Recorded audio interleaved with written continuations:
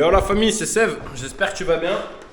Donc là aujourd'hui on va faire la recette d'un abonné. Donc il s'appelle Soya. T'as besoin de poulet, t'as besoin d'ail.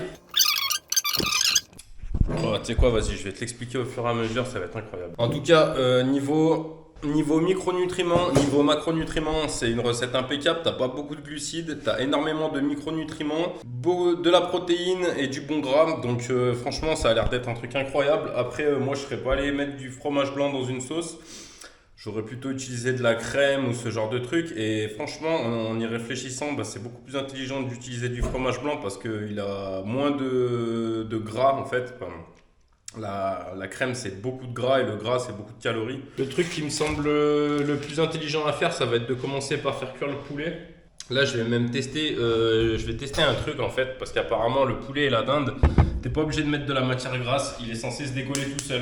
Donc là, feu doux. Directement, on va commencer par se préparer les gousses d'ail. Au fait, merci Soya. Et ouais, merci pour la recette, tu vois, ça me fait un nouveau truc, une nouvelle corde à mon arc. En plus, c'est un truc super facile à faire.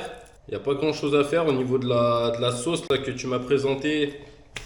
Bah, ça a l'air super cool. Tu m'as dit de mettre des amandes et des noix de cajou. Moi, je vais utiliser des noisettes et des noix parce qu'en fait, là, je pensais que j'étais bien sur mon compte et là, je viens de voir que la facture d'électricité, elle est tombée.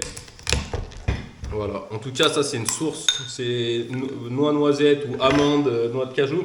Graines de courge, tout ce genre de trucs. Ça fait partie de la famille des oléagineux, donc ça c'est de la protéine qui coupe la faim et du bon gras qui permet de sécréter des hormones. Donc, bon, au niveau de l'ail, je vais tout là-dessus là, comme ça il commence pas à cuire tout de suite. Je fais un peu n'importe quoi, hein. De toute façon c'est de l'improvisation.